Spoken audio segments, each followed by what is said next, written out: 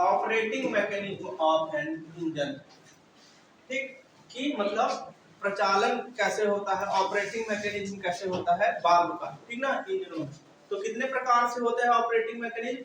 2 प्रकार से होता है। कौन कौन से? साइड वाल्व मैकेनिज्म और ओवरहेड वाल्व मैकेनिज्म।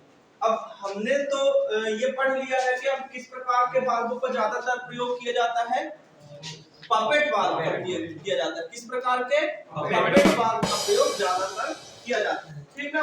तो मतलब इनमें भी किस प्रकार के वाल्व का प्रयोग होगा? साइड वाल्व मैकेनिज्म का और ओवरहेड वाल्व मैकेनिज्म का प्रयोग होगा, ठीक ना। अब आइए समझते हैं साइड वाल्व मैकेनिज्म और ओवरहेड वाल्व मैकेनिज्म में क्या अंतर होता है। चित्र के माध्यम से समझेंगे। जैसे मान लेते हैं एक ये क्या है, इंजन है, इसमें ये सिलेंडर बना है, ये पिस्टन है, कनेक्टिंग रॉड हो गया, ठीक ना। और इसको क्या करते हैं, ऊपर से हेड के द्वारा बंद कर देते हैं। सिलेंडर हेड की क्लास में हमने पढ़ा है ना, किसके द्वारा बंद करते हैं? हेड के द्वारा क्या करते हैं? बंद कर देते हैं, ठीक। हेड के द्वारा क्या करते हैं? बंद कर देते हैं, ठीक। अब यही बगल से, ठीक ना, यही बगल से क्या करते हैं? एक वाल्व लगाते हैं, ठीक। बगल से क्या करते हैं? एक वाल्व लगाते हैं। और वाल्व किस प्रकार की होगी? पपेट टाइप की वाल्व होगी, ठीक ना। पपेट टाइप की वाल्व लगी होगी, ठीक ना। ये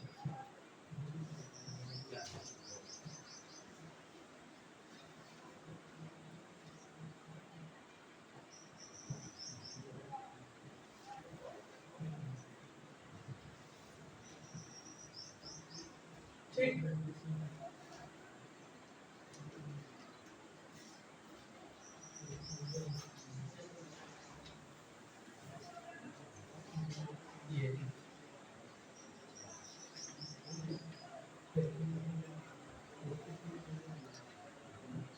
ये हो गई वाल्व, ये हो गई कैम शॉफ्ट,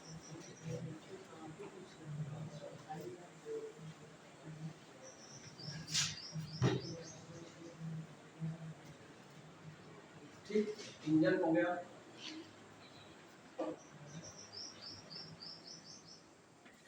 ठीक। तो इस तरह से होती है साइड वाल्व अरेंजमेंट, मतलब इंजन में ही बगल से, मतलब नीचे से, ठीक ना। ऐसा ऐसा अरेंजमेंट समझ में आएगा कि वाल्व उल्टी लगी हुई है, ठीक ना। ऐसा समझ में आएगा कि वाल्व उल्टी लगी हुई है, ऐसे बगल से लगी होगी। इस अरेंजमेंट में पुश रॉड का प्रयोग नहीं किया जाता है, ठीक ना। किसका प्रयोग? पुश रॉड का प्रयोग नहीं किया जाता है,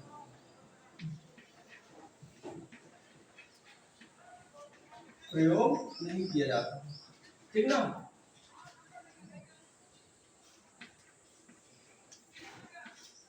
ठीक, इस अरेंजमेंट में पुश रॉड का प्रयोग नहीं किया जाता है। सीधे कैम शाफ्ट टैपेट के माध्यम से वाल्व को ऊपर की ओर उठाती है, और यहाँ पे क्या लगे रहते हैं? स्प्रिंग लगे रहते हैं। क्या लगे रहते हैं? स्प्रिंग, जो कि जब वाल्व ये जैसे ये क्या लगा, ये कैम शाफ्ट है, ये कैम शाफ्ट की कैम लोब है, ठीक ना, ठीक। ये कैम लोब जैसे ही ऊपर जाएगी तो इसको उठाएगी, इसका नाम क्या है? टैपेट, ठीक ना। क्या है? टैपेट। टैपेट क्या करेगा? ये जो टिप है, टिप में दबाव देगा वाल्व की, और वाल्व क्या होगी? स्प्रिंग के विपरीत जाके उठ जाएगी और ये वाल्व खुल जाएगी। जैसे ही ये कैम लोब अपना प्रभाव छोड़ेगी यहाँ से, ठीक ना, पुनः अपनी पूर्व अवस्था में आएगी, मतलब ये कैम लोब नीचे की ओर आएगी, तो ये क्या होगी? स्प्रिंग तो धक्का दे ही रही थी नीचे की ओर, तो ये फिर से नीचे की ओर आ जाएगी और अपनी वाल्व सीट से जाके चिपक जाएगी। तो इस तरह की व्यवस्था कैसी होती है? Side valve mechanism. और एक व्यवस्था होती है जो होती है ओवरहेड वाल्व मैकेनिज्म। अब ओवरहेड वाल्व मैकेनिज्म कैसे होता है? ओवरहेड वाल्व मैकेनिज्म में इंजन के सिलेंडर हेड में वाल्व लगाई जाती है। कहाँ लगाई जाती है? सिलेंडर हेड में लगाई जाती है, ठीक। जैसा कि हमने पहले भी बताया था कि सिलेंडर हेड में वाल्व लगी होती है, ठीक ना। जब सिलेंडर हेड की क्लास थी उसमें बताया था ना। और रॉकर आर्म के माध्यम से वाल्व को क्या होता है? दबाया जाता है, ठीक। और इसमें पुश रॉड का प्रयोग किया जाता है। किसका प्रयोग किया जाता है? पुश रॉड का प्रयोग किया जाता है। ठीक,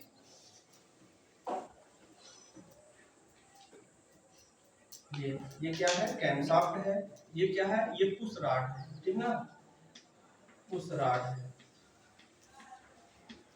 और ये देखो, अब इसमें और इसमें अंतर समझ में आ रहा होगा। ये देखो, ये इसको उठाएगा, ये क्या है? टैपेट है। टैपेट किसको उठाएगा? पुश रॉड को। पुश रॉड किसको वो पुश करेगा? राकर आर्म को। किसको बोलते हैं? राकर आर्म। ठीक ना, राकर आर्म।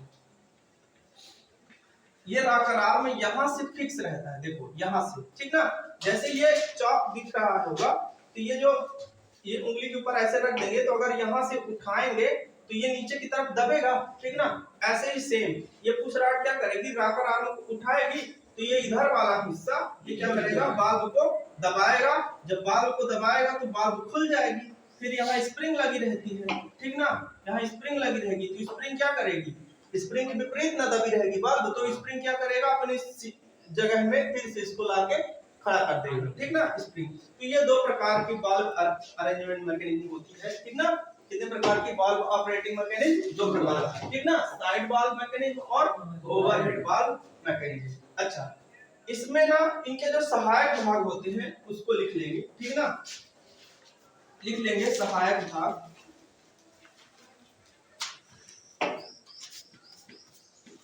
कौन कौन से? ठीक, जैसे बाल्ब सीट,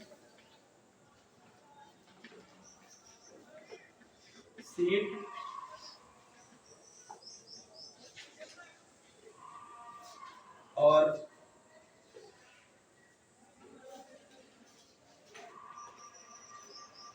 स्प्रिंग। ठीक, लॉक,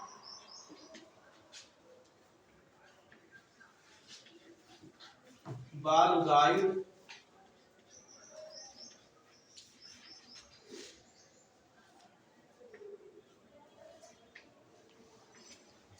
टैपेट।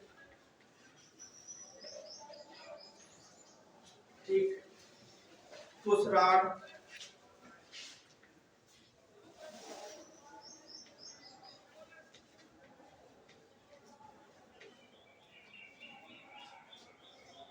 हो गया राकर आर्म।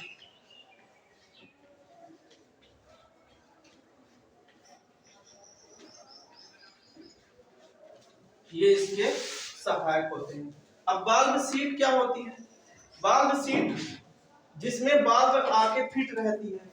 जब बाल्ब बंद अवस्था में रहती है तो बाल्ब सीट आके फिट रहती है। ठीक ना, अब बाल्ब सीट किस मटेरियल की बनाई जाती है? ठीक, तो बाल्ब सीट किस मटेरियल की बनाई जाती है? वो किस पे निर्भर करेगा? वो करेगा सिलेंडर हेड के ऊपर निर्भर करेगा। ठीक, कि सिलेंडर का हेड जो है वो किस मटेरियल का बनाया गया है। ठीक ना, अगर सिलेंडर का हेड एल्यूमिनियम का है, किसका? एल्यूमिनियम का, तो किसका बनाया जाएगा? निकिल ब्रॉन्ज का। एल्यूमिनियम की दशा में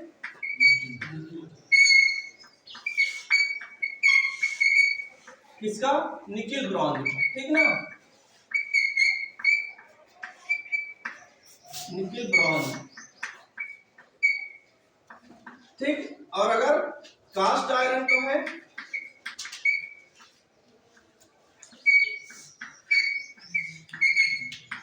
तो मोनल स्टील। किसका? मोनल स्टील या माल्बिडिनियम स्टील, या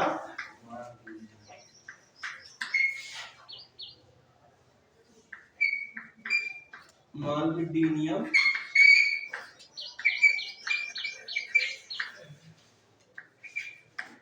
स्टील। ठीक ठीक, अब ये जो स्प्रिंग स्टील होती है ये किसकी बनी होती है? ये किसकी बनी होती है? Chrome vanadium steel. Chrome vanadium steel, Chrome vanadium steel की। और ये लॉक क्या करता है, ये लॉक यहाँ से स्प्रिंग को लॉक करने का काम करता है, स्प्रिंग से वाल्व को लॉक करने का काम करता है। वाल्व गाइड क्या होता है, वाल्व गाइड सिलेंडर हेड में ही रहता है, ठीक ना। ये वाल्व को अपनी एक ही जगह में ऊपर नीचे चलने के लिए सही दिशा प्रदान करता है। गाइड, गाइड का मतलब क्या है, मार्गदर्शन। तो ऐसे ये गाइड फिट रहती है, यहाँ ऐसे गाइड फिट रहती है ताकि जो वाल्व है ना ये हिले डुले ना, ठीक ना, अपनी एक ही जगह में चलती रहे, ठीक ना। कभी कभी क्या होता है, अगर गाइड नहीं फिट करेंगे तो इसमें सिलेंडर हेड में कटाव होगा, घिसाव होगा, और वो क्या होगा, इधर उधर करेगी तो वाल्व टूट जाएगा, ठीक ना।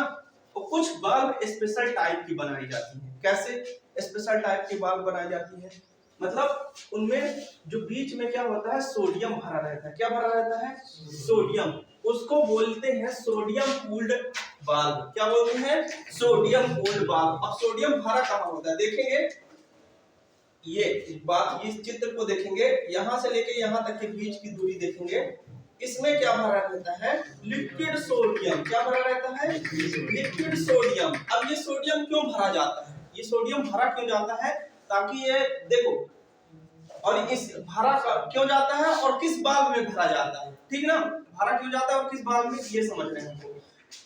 पहली बात तो ये एग्जॉस्ट वाल्व में ज्यादातर भरी जाती है, किस वाल्व में, एग्जॉस्ट वाल्व में मुख्यतया, लेकिन अभी तो सभी वाल्वों में उपयोग होने लगा है, सोडियम कूल्ड वाल्व ही उपयोग होते हैं अब सब में, जितने भी वाहन हैं।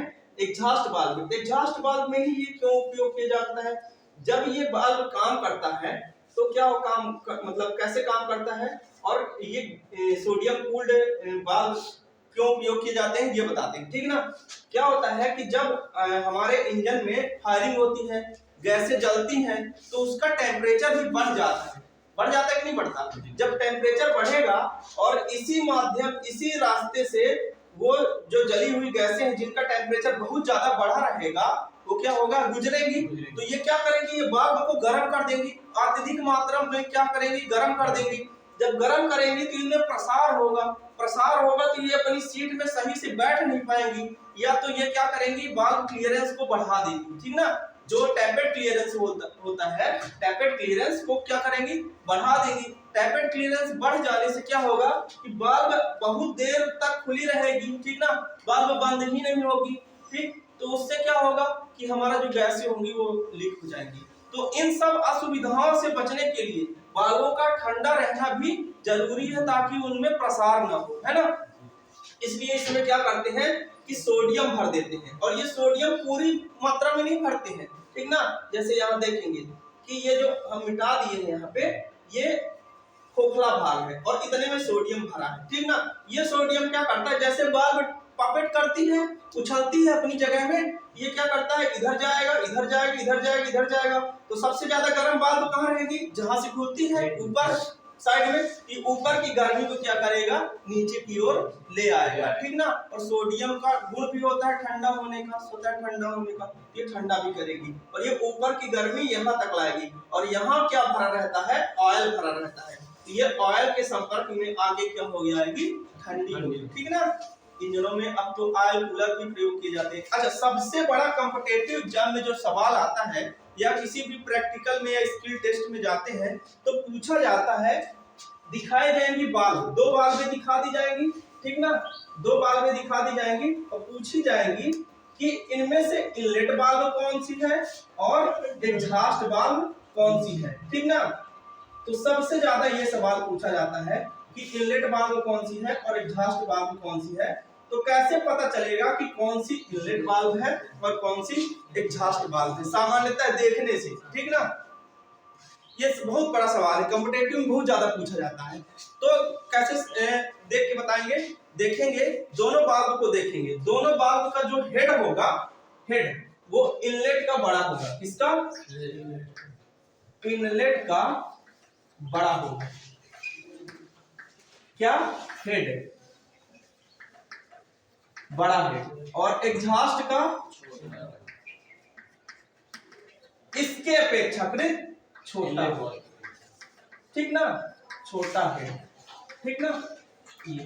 अब ये छोटा और बड़ा क्यों होता है, ये क्यों ऐसा बनाया जाता है, ये समझना है। मान लो ये तो हम बता दिए कि चलो ये छोटा है तो ये एग्जॉस्ट वाल्व हो गया, और ये जो बड़ा है वो इनलेट वाल्व हो गया, ये तो हम बता दिए, ठीक ना। लेकिन अब हमसे क्रॉस क्वेश्चन कर दिया, पूछा कि ये बड़ा क्यों है और ये छोटा क्यों है, तो ये भी हमको आना चाहिए ना कि ये बड़ा क्यों है और ये छोटा क्यों है।